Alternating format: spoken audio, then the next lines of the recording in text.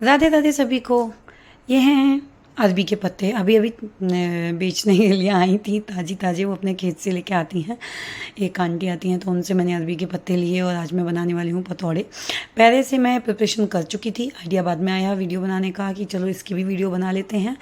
तो आज हम श्री जी के सुबह नाश्ते के भोग में हम बनाने वाले हैं अरबी के पत्तों के पतौड़े। प्रिपरेशन कर चुकी हूँ, देख लीजिए आप मैं किस तरीके से ये बना रही हूँ। हालांकि मैं फ़र्स्ट टाइम बना रही हूँ, लाइफ में जब भी मैंने बनाया है तो अपनी सासू माँ से बनवाया है, मुझे नहीं पता। और ये अरबी के पत्ते के पतौड़े मैंने शादी के बाद ही खाए हैं। इससे पहले मुझे शादी से पहले मुझे पता भी नहीं था कि ऐसा भी कुछ होता है, बट मुझे बहुत पसंद आए। तो ये हम ऐसा करते हैं कि ये मैंने गाढ़ा गाढ़ा बेसन का घोल बना लिया है।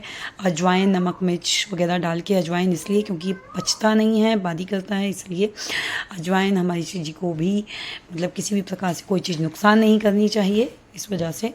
और मैंने पत्ते के ऊपर पत्ता लगा लगा के और बेसन का लेप उस पर लगा लिया है। इसके बाद मैं इसको रोल करूँगी। रोल करने के बाद कट किया करूँगी मैं। देखिए मैं आपको लेयर दिखाने के लिए कर रही हूँ कि इस तरीके से 4 या 5 पत्ते आप एक साथ करेंगे, फिर उसके बाद आप रोल कर देंगे। देख लीजिए मैं कैसे रोल कर रही हूँ। रोल कर देंगे। वैसे तो ये बहुत इजी चीज़ है और बहुत कॉमन है, आई थिंक सो लोगों को आती होगी। मुझे लगा एक रेसिपी भी हो जाएगी और हमारी श्री जी के भोग के बारे में भी पता चल जाएगा, इसलिए। और इसको मैंने बहुत लंबा हो रहा था, कढ़ाई में मैंने पानी पहले ही उबाल लिया था, स्टीम कर लिया था। उसके ऊपर मैंने क्या कहते हैं वो रख लिया था, जो होता है स्टैंड, जिसके ऊपर जैसे कोई बर्तन गरम रखते हैं, वो स्टैंड मैंने उसमें रख लिया था। उसके ऊपर मैंने चावल छानने वाली छलनी रखी। और वैसे मेरे पास क्योंकि स्टीमर नहीं है तो मैंने कट करके इनको इस तरीके से रख लिया और ढक दिया। ढकने के बाद लगभग 15 से 20 मिनट के लिए हमने इसको रखा, 20 मिनट कम से कम, तब जाकर ये बने, पूरे स्टीम्ड हुए। देख लीजिए आप कि किस तरीके से स्टीम हो रहे हैं।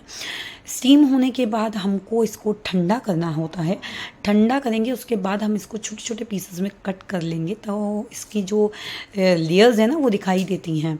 देखिए स्टीम हो चुके हैं, अब मैं इनको बाहर निकालूंगी और जो है इसको कट कर लूँगी कैंची से कट करने के बाद, मतलब अभी नहीं, इनको थोड़ा ठंडा करने के बाद। मैं तो आपको दिखा रही हूँ वीडियो बनाने के लिए, इस वजह से मैंने कट करना भी एकदम से ही दिखा दिया है, बट इसको ठंडा करने के बाद कट करा। और फिर हम इसको थोड़ा सा फ्राई करेंगे। शैलो फ्राई भी कर सकते हो और आप चाहो तो भून भी सकते हो, क्योंकि ये हैवी बहुत होते हैं, खुद में ही ये बहुत हैवी होते हैं, फ्राई करने के बाद हैवी होंगे। जब हमने इसको भोग लगा के पाया तो हमने देखा कि हमारा गला, मतलब जो कंठ है वो काफ़ी हैवी हो गया। हो सकता है हमारी श्री जी को भी तकलीफ़ ना हुई हो, मतलब मन में यही चीज़ आती है, तो जो है हमें ध्यान रखना है। और अगर आप बहुत कम तेल में भी फ्राई भी कर सकते हो तवे पे। और कुछ ऐसा इसके साथ पानी, प्यास बहुत लगती है, पानी भी पीते रहना चाहिए। मैंने नेक्स्ट टाइम दोबारा से रोल बना के रखे हैं, मैंने आपको दिखा रही हूँ इसीलिए कि इस तरीके से बनते हैं। और लिटरली मैंने फ़र्स्ट टाइम बनाए हैं ये रोल, और मैंने बनाने से पहले श्री जी से यही बोला, श्री जी क्या बना रही हूँ, इज़्ज़त रख लेना, बढ़िया बनवा देना।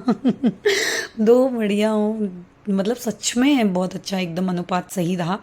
ये देखिए मैंने कट कर लिए हैं, जैसे कि मैं आपको पहले ही बता चुकी हूँ वीडियो में कि कट कर लेते हैं। कट करने के बाद जो है, मतलब ठंडा करा पहले मैंने इन्हें के स्टीम होने के बाद, फिर कट किया। कट करने के बाद मैंने फ्राई कर लिया इनको कढ़ाई में। ये देखिए मेरे थोड़े से पहले ही फ्राई हो रहे हैं।